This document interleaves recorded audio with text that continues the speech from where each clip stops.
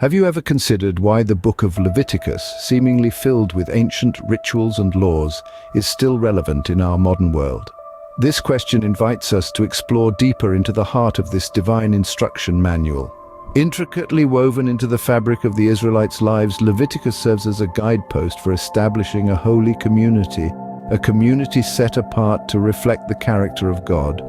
Leviticus, the third book in the Bible, is not merely a catalogue of ancient rituals and laws. It's an embodiment of divine wisdom, a testament of God's desire for his people to live in harmony with him and with each other.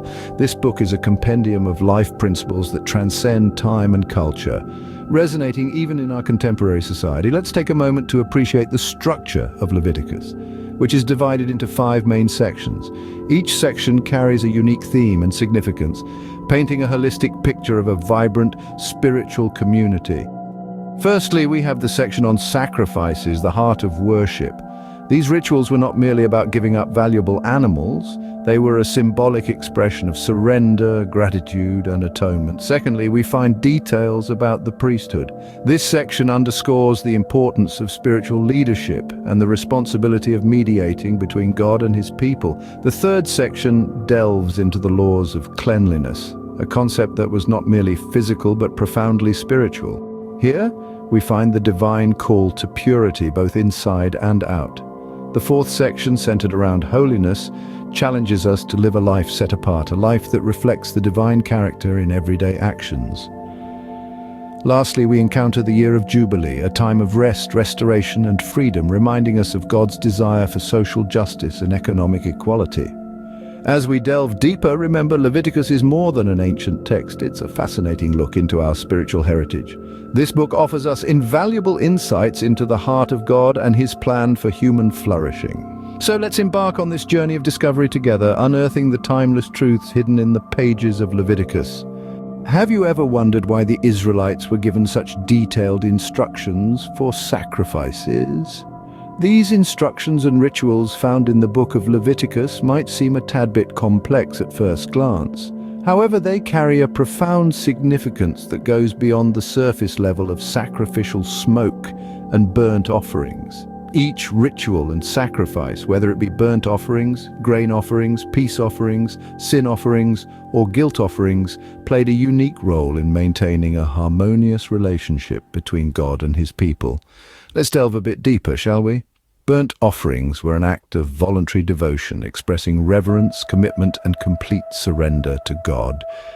These were typically animals like bulls, sheep, or doves, depending on the offerer's wealth. The entire animal, except for its skin, was burnt to ashes, symbolizing a total dedication to God.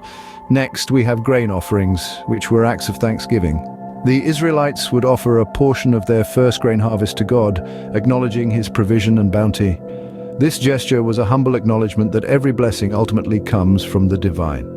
Peace offerings were made to express gratitude or to celebrate.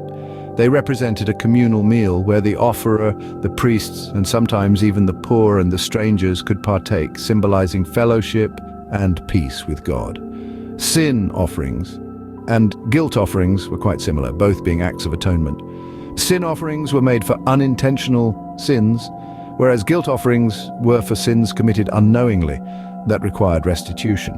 These offerings were a powerful reminder of the cost of sin and the need for repentance and forgiveness. By observing these rituals, the Israelites were continually reminded of their relationships with God, their dependence on his mercy, and their obligations to live according to his laws. Though these rituals may seem foreign to us today, they underscore the timeless theme of redemption and forgiveness.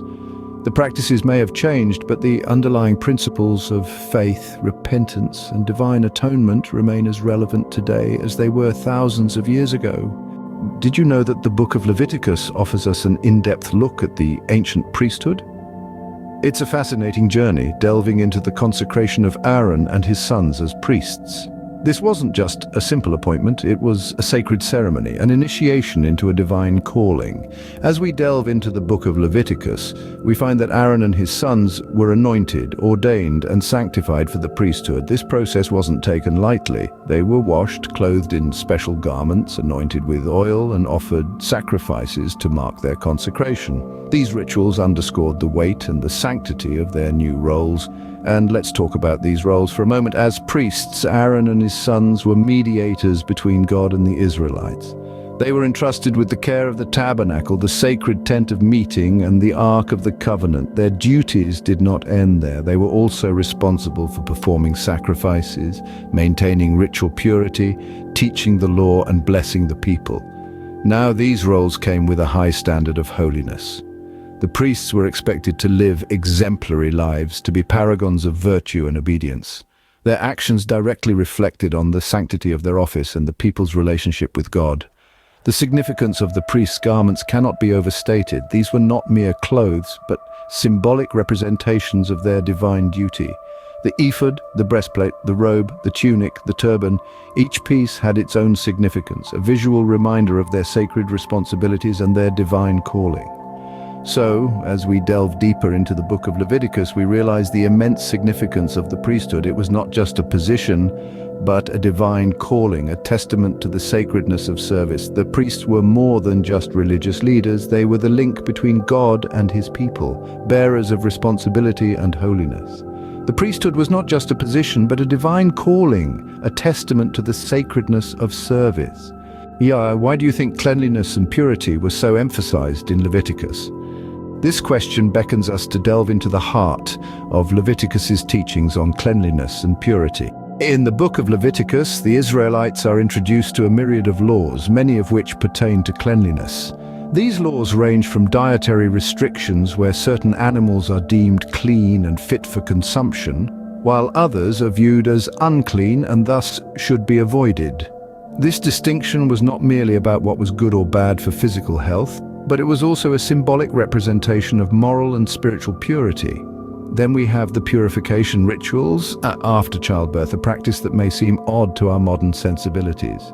However, in the Levitical context, this ritual was not about viewing childbirth as impure, but rather about acknowledging the sanctity of life and the need for purification after participating in such a divine process. It was a way of re-establishing a sacred connection with God after the profound experience of bringing a new life into the world. And let's not forget the handling of diseases like leprosy. Leviticus provides detailed instructions for dealing with leprosy, including isolation and rituals of purification. While this may seem like a practical approach to prevent the spread of disease, it was also imbued with a spiritual significance. It served as a physical manifestation of the spiritual maladies that can afflict us, and the need for both physical and spiritual cleansing. The emphasis on cleanliness and purity in Leviticus goes beyond mere physical cleanliness. It's a symbolic representation of the spiritual cleanliness that God desires from his people.